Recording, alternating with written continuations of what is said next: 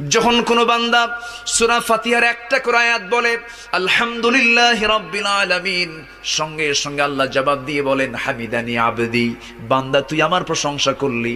আর রহমানির রহিম যখন বলে আল্লাহ বলেন আসনা আলাইয়া আবদি।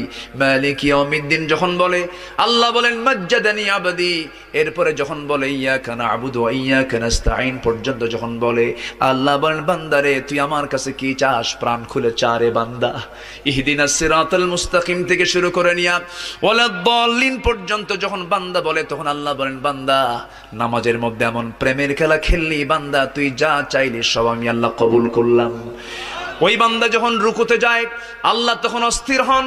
ওই বান্দা যখন সিজদায় যাওয়ার জন্য প্রস্তুতি নাই, সমস্ত ফেরেশতাকে ডাক দিয়ে বলেন ও ফেরেশতারা, এই বান্দাগুলো আমাকে দেখলো না, রাসূলকে দেখলো না, কোরআনকে দেখে হাদিসকে বিশ্বাস করে আমাকে খুশি করার জন্য তার সবচেয়ে সম্মানজনক